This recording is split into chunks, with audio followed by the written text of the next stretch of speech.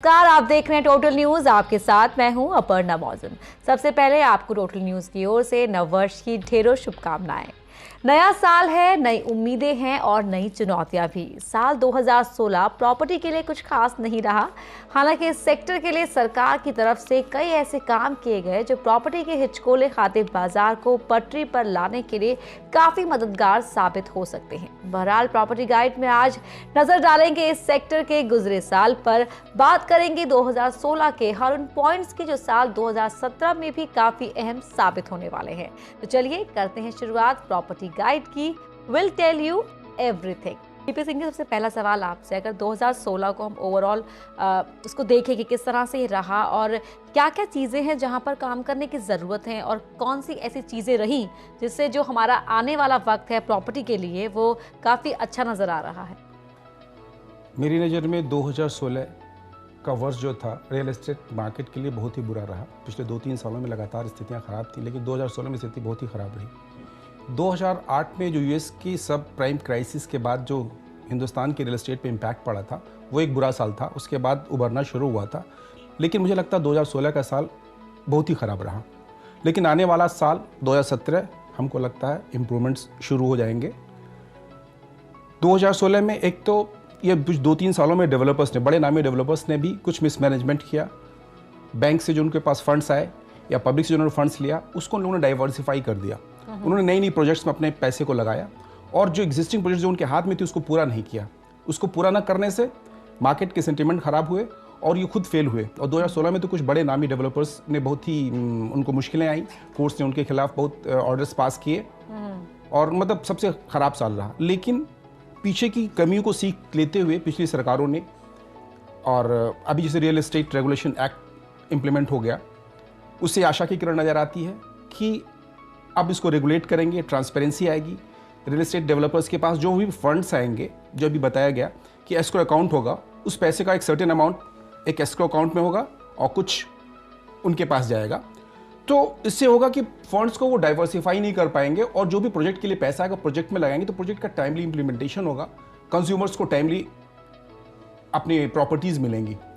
तो एक तो ये नया बेहतर एस्पेक्ट है। दूसरा भी जैसे कल प्रधानमंत्री जी ने घोषणा की, LIG हाउसिंग स्कीम में जो लोन्स होंगे उन लोन्स पे रेट ऑफ इंटरेस्ट काफ़ी कम किया है। तो मुझे लगता है लो इनकम ग्रुप की जो प्रॉपर्टीज़ का डेवलपमेंट सिटीज़ के सराउंडिंग्स में हो रहे हैं, उसके लिए भी अच्छा साइन है। डेवलपमेंट होगा, रेट ऑफ इंटरेस्ट काफ़ी कम कर दिया गया है, लोग प्रॉम्प्ट होंगे बाई करने के लिए प्रॉपर्टीज़। तो LIG अफोर्डेबल हाउसिंग ग्रुप की प्रॉपर्टीज़ का डेवलपमेंट बढ़ने की संभावना है। और तीसरा, अभी जो डिमोनेटाइजेशन हुआ है तो बैंकों के पास काफ़ी फंड्स आ गए हैं। ऐसा माना जा रहा है 14 लाख करोड़ की ओल्ड करेंसी बैंकिंग सिस्टम में आई है और गवर्नमेंट ने डिसाइड किया सिर्फ 8 लाख करोड़ की करेंसी को छाप करके मार्केट में डालने का। मतलब वो 6 लाख करोड़ की जो मनी है, पैसा है, वो बैंकिंग सिस्टम में रुक जाएगा। जब वो पैसा बैंकों के पास आएगा तो अल्टीमेटली बैंक को उन पैसों को कहीं ना कहीं यूटिलाइज करना है, लेंड करना है।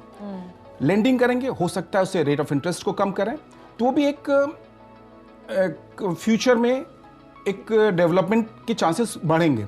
और तीसरा, अभी हुआ क्या है, डिमोनेटाइजेशन में ही बहुत सारी यूटिलिटीज़ कंपनी और बहुत सारी म्यूनिसिपैलिटीज़, ये जो बोर्ड्स एंड डिफरेंट, इन लोगों के पास भी बहुत पैसा रिकवर हुआ है। अल्टीमेटली वो पैसा भी वो म्यूनिसिपैलिटीज़, अर्बन जो एरियाज़ हैं, वो उसमें इंफ्रास्ट्रक्चर डेवलप करेंगे। इंफ्रास्ट्रक्चर डेवलपमेंट का असर भी रियल एस्टेट पे ही पड़ेगा।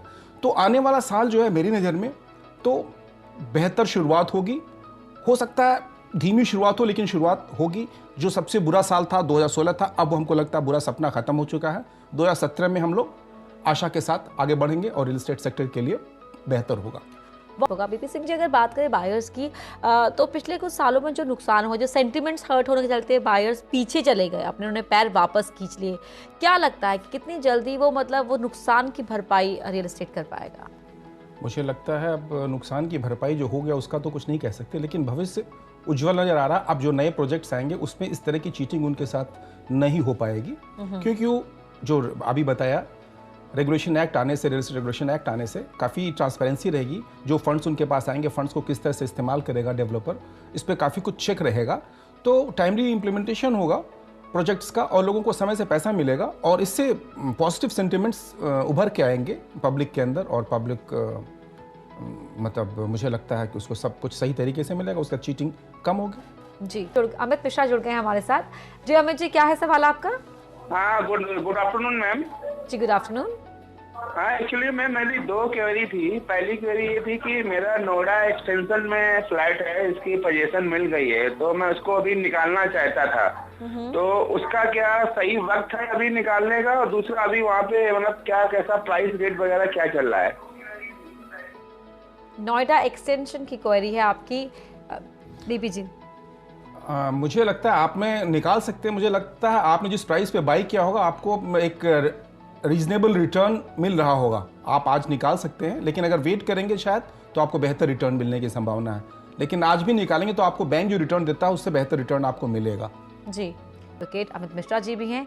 बीपी सिंह जी, यहाँ एक सवाल मैं आपसे पूछूंगी। जिस तरह की हम बात करें नई होप्स की कि हम बायर्स के लिए अच्छा वक्त आएगा, बहुत जल्दी चीज़ें सुधरेंगी, जो लगातार सरकार कह रही है, जो आश्वासन दे रही है, उम्मीदें दिखा रही है, उसके लीगल एस्पेक्ट तो हम जान ही रहे हैं, लेकिन अगर एक बायर्स के पॉइंट ऑफ व्यू से आप कहें तो किस तरह उन्हें फ़ायदा होगा और किस तरह जो मार्केट है वो बायर्स की क्रेडिबिलिटी हासिल कर पाएगी? मुझे लगता है आने वाले 2017 में real estate market affordable sector के लिए बेहतर होगा।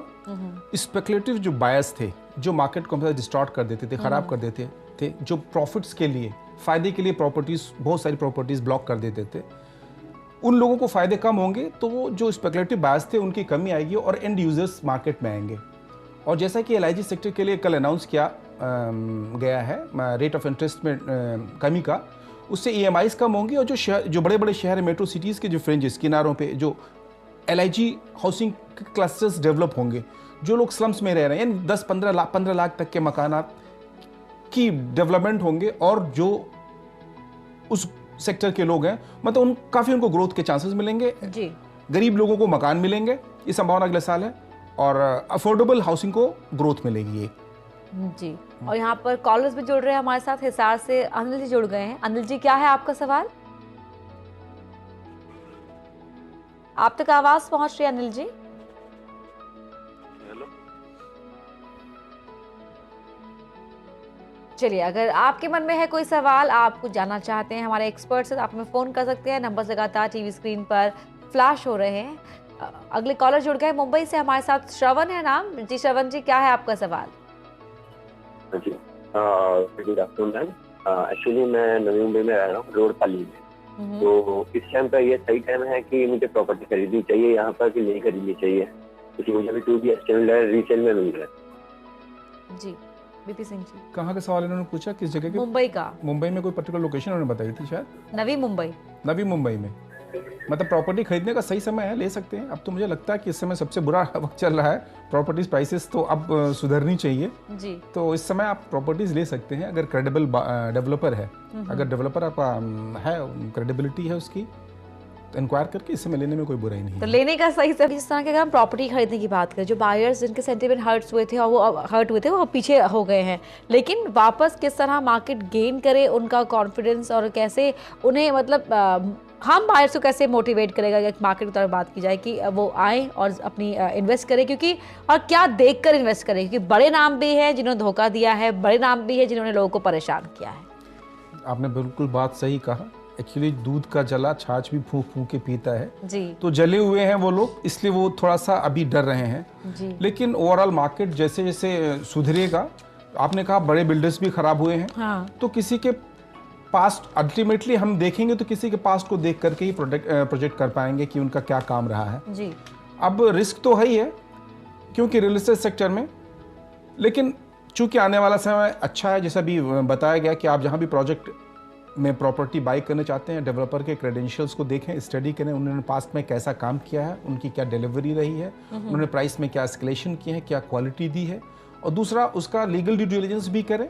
अगर आप कोई प्रॉपर्टी बाई कर रहे हैं वो हर तरह से क्लियर है, पाक साफ है, उसका टाइटल क्लियर है, डेवलपर के पास हर किस्म के अप्रूवल्स अवेलेबल हैं। ऐसा नहीं कि उन्होंने प्रोजेक्ट शुरू कर दिया, बहुत सारे अप्रूवल्स की कमी है, बाद में किन्हीं भी रीजन से उन प्रोजेक्ट को रोक दिया गया। बहुत सारे ऐसे प्रोजेक्ट्स एनसीआर में भी रुके हैं जो लीगल, कभी एनजीटी ने रोक दिया, कभी विभिन्न कारणों से। तो आप प्रॉपर प्रोजेक्ट का ड्यू डिलिजेंस करें, उसकी क्रेडेंशियल्स को, बारोर की क्रेडेंशियल्स को देखें और उस प्रोजेक्ट के अप्रूवल्स को देखें कि डिफरेंट जो रेगुलेटरी अथॉरिटीज़ हैं, हर अथॉरिटी ने उस प्रॉपर अप्रूवल दे रखा है और देख करके लें।